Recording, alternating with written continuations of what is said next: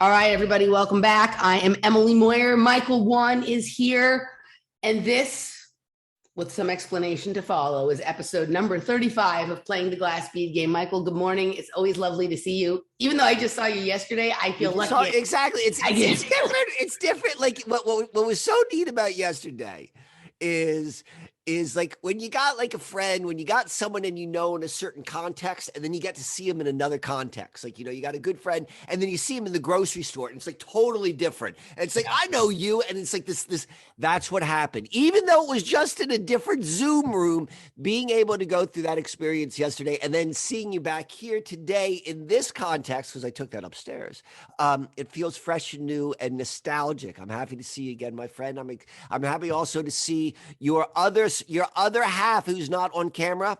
Laura, you could stick your hand if you don't want to show your face, but if you show your face, we're all gonna be happy. There she is. Oh, good morning, Laura. So, all right, you know what? I'm missing Howdy too. We need to set up another. Like the month of December, I have been. Typically, I'm bad about follow-up. I'm bad about follow-up with communication. Like in a lot of ways, I think of myself as an excellent communicator, like really, really like friggin' skilled and knowing how to like meet people where they are and like to create an environment so that they feel open to communicate and all that sort of stuff. Like I'm good at that, but the most basic level of like responding to friggin' emails or telephone calls, I'm the friggin' worst. I'm literally the worst. And so Howdy sent us a beautiful email like right before Christmas. I read it, I was touched by it, and then I never responded to him. And so I don't think he watches our show, but he's been thinking about me. I've been feeling like I need to get in touch with him and we need to do our show. And I talked to someone yesterday who just like mentioned like, oh, when's the next time you and Emily and Howdy gonna do a show? Because I love seeing that so much. And so yes, we got to do that. And Howdy McCoskey. So I did respond because I thought it was. What's funny was I had been really thinking about him hard the day before he sent that video. Right. It kept popping to mind. Oh, we haven't done one in a while. I should check on Howdy and whatnot. And so he sent that, and so I did respond, but I didn't, and I said let's get a show going, but I didn't hear back from him. But Howdy's kind of like that too. A similarity between the three of us is we're all spotty in our responses to email communication. For me, I just don't like email. Like I would rather just have conversations with people. Like I would rather just like find a coffee shop where I could sit there all day and people could come in and talk to me and ask me questions and listen to my stories and all that. That's my dream. And I used to do that for a living. Like that's what I would do. I would go into a coffee shop, like the same coffee shop, and I'd sit in the same place. And I know people are going to come and go throughout the day. And I used to work on my leather bags, and I'd have like earphones on like this, like 10 years ago. And that was one of my peak experiences. Yeah, like I mean, like I'm trying to think. I've been trying to think of like, how I want to situate myself so that I can, because I work super hard, but a lot of the work I do is like work that is challenging for me because it involves administrative stuff. And I want to do less administrative stuff and more chattering, because I think that's the thing that I'm best at is talking and telling stories and having back and forth with people and whatnot. So I've been trying to think of ways I can set myself up to do more of that. And it's like, I guess in some ways you have a person like Art Bell, right, who just had endless numbers of hours for people to call in and ask questions and have weird conversations or whatever on his radio show and have everybody else do all the other stuff. But I don't know, but also sitting in a coffee house, like almost like how you go to some coffee houses and they have like the local fortune teller or the local palm reader that's kind of almost always there with their little table. I've always wanted to be that person. I've never been to a coffee shop which has one. They don't have them out like that. Yeah. Yeah, but you know what I'm talking about. In my fantasy world, I haven't seen it, but yes, I would be that person. I would definitely be that guy. I love that. I want people just to come and like ask me weird questions that lead to weird conversations. All right, so I'm going to switch gears for a second, and I want to go back to a comment you made in the very beginning of this episode, and you said it's episode number what? We're on number 35. But it's with an asterisk, right? It's with an asterisk. So I'm just going to go and I'm going to explain the asterisks to the people who are listening at home. So we recorded last week And there were two things that happened. And this is from Mike's perspective. One, we do these shows weekly, and sometimes I get off. I'm like, oh, wow, we touched something really good. And sometimes I'm like, I don't know what we did, but like, it's like, this is part of our exercise. Like any sort of thing where you have a normal routine, like, if you go, I know you're a runner. So it's like, sometimes you come back, you're like, wow, I feel so good and I nailed it. And sometimes you're like, wow, I'm just glad it's done. So yesterday was last week, in my opinion, what we covered and how it unfolded was one of the more, interesting conversations we have had. We touched a lot of different things. I'm not going to get into those details, but also embedded with that was Emily showed a side of herself which normally is not seen. Like, I obviously have a relationship with you off the camera, so I see another part of you, but I hadn't seen this part. And it was just like, just being a little bit more vulnerable, a little bit like frustrated, all the things of just like being human in this particular time and like having a camera on. And we talked before recording this episode, and you're like, I don't know, this is what you're saying to me. You're like, I don't know how I feel about putting that episode out there, because it was a little bit too raw. It was a little bit too vulnerable. And yes, the nature of this experiment, which we're doing right now, is about being open and about being vulnerable. But there always is a line. And I respect that. And I appreciate that too, because there's all sorts of things I don't do on this camera that I do when there's no camera around. And so that being said, that's the number asterisk. We talked about this before, and you indicated that you don't know how comfortable you are putting that episode out. And I said, I support you no matter what, but I think that there was some gold in that show. And you said, well, let me think about it. Maybe I'm going to share this just with those folks that are on the other side, like the inner circle of our group here, which I think is a great thing. Or maybe like this goes down in like the annals of the lost episode. But no matter what, like there's some gold. So when we say this is 35, 34, I'm telling you folks, was spectacular. And maybe you'll see it, maybe you won't, but the person who owns the key to that decision is sitting above me on this little like Brady Bunch square of heads on the TV screen. So no pressure there or anything like that. So,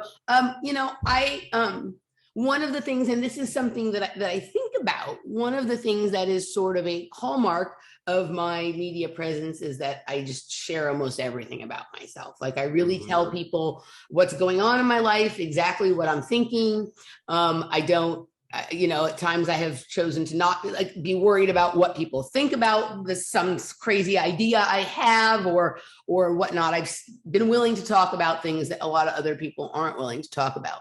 And one of the things that I really struggle with, and I've struggled with my whole life, is not feeling well. Like when I don't feel well, right? Like when I was a kid, and I don't know why this is exactly, but I was not handled well by my parents when I didn't feel well. I very rarely didn't feel well, but when I did, it was always like very dramatic in terms of like my dad wanted me to go to school and he wanted me to go to gym, right? And my mom was a largely absent parent, although like she was around and she paid financial support and we saw her every week, but she just couldn't do the mother thing. And so when I didn't feel well, the desire for my mother that I was normally able to suppress or manage because she didn't live with us became like that. All I wanted was my mom, right? And she oftentimes wouldn't come. And so I did everything in my power to resist being sick as a child. And then, that went into like adulthood. Right.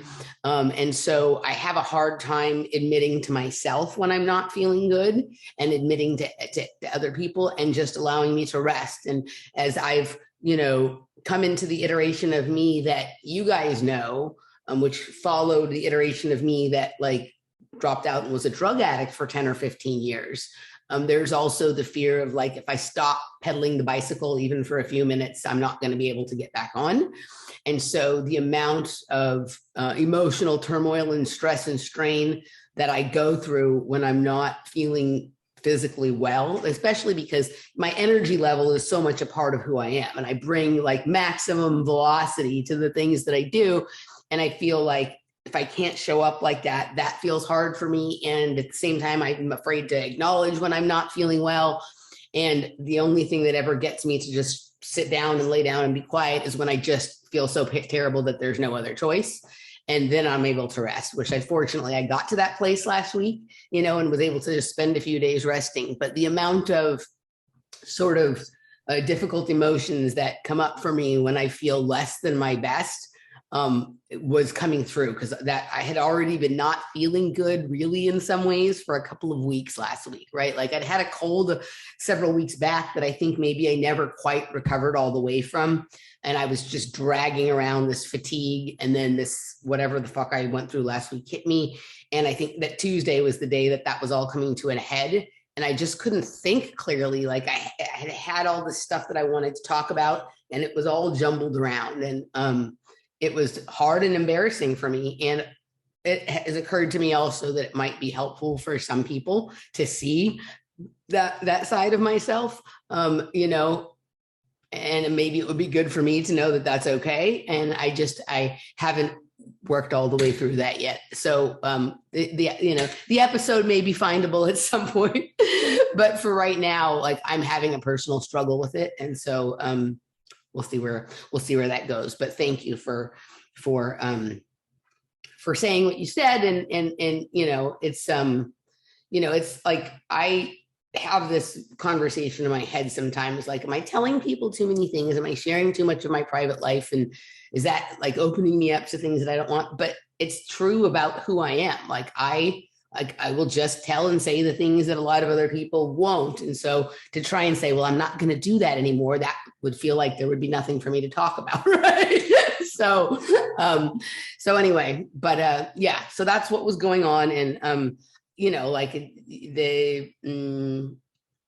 the ability to let myself rest, I think, is a thing that I need to really consider in 2022, because I think we're on the long game here. This is going to be a lengthy match, right? This is going to be, a 5-set, 7-hour thriller in the, I don't mean this show, but just whatever we're involved in here. And so sometimes I have to sort of allow myself to sort of bow out for a little bit. And I got a lot of nice, thank you for all the kind things, notes people sent me while I wasn't feeling well and stuff. So anywho, people, you should send her messages saying we want to see that episode. I say 90 days from now, it's going to be released. 90 days, it's going to be so different. It's going to be so different. You're going to be so different. And be like, yeah, let's throw that out there because there's something on there. And we could go back to it. Something may happen. Something may vulcanize, which will then make sense that you show it again. Someone may sprout pointy ears and then we'll know. All right. So I think you said you had an entertaining story to tell, and then we're going to get into the game after that. But my story. So part of being full-time crazy, part of like what comes with this responsibility is you don't remember what or who you said things to.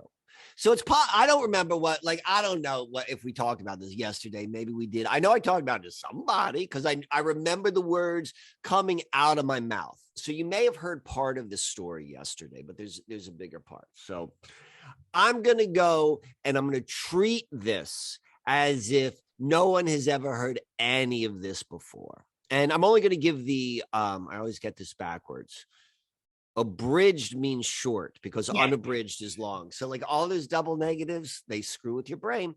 So I'm going to give the abridged version of this story because this is such a friggin' rich story. But where to begin with this? So, all right.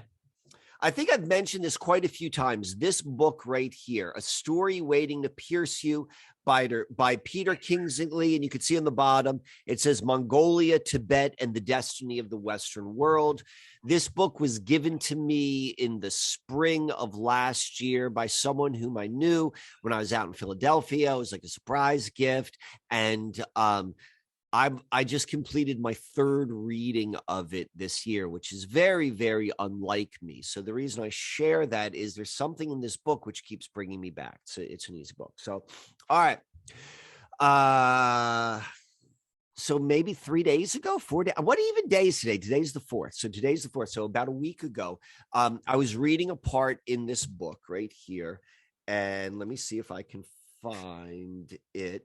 And it makes reference to, you could see my notes right there. It makes reference right here to this place called, can you get a focus on that? Tarentum. And so this book is talking a lot about, it's talking about Pythagoras, it's talking about like Mongolian shamans and all these things that normally don't line up. And the author of the book is using as an example this, how do I pronounce it? Tarentum, which is a place in classical or ancient Italy, which was a Pythagorean learning institute. And he said in there, the author says in there, one of the peculiar things, this is like the last remaining of the Pythagorean teaching institutions, is that there was a painting on the wall of a Mongol, of someone from Mongolia. And the author, Peter Kingsley, is using it as an example for, or to boost the information in which he's revealing about this relationship between Western civilization and Mongolia and Mongolian shamanism. So I'm reading this and I get curious. I'm curious. This is really where my mind is going. I'm like, I want to see what this picture is because, I like to flirt with the Tataria sort of mythology. Yep. And one within the Tataria mythology is the idea of Mongolia and Genghis Khan, of being fair-skinned, red-haired, blue-eyed folks. So I'm like, all right, let me go see this painting and let me go see how it's presented. So I go into the Google box, which I'm looking at right now, and I start typing in Tarentum. And one of the things which Google does, if you haven't realized this yet, the internet does this for you, is they do the predictive filling. Yes. What do they call that? And it writes in Tarentum, PA, as if there is a friggin' city called Tarentum in Pennsylvania.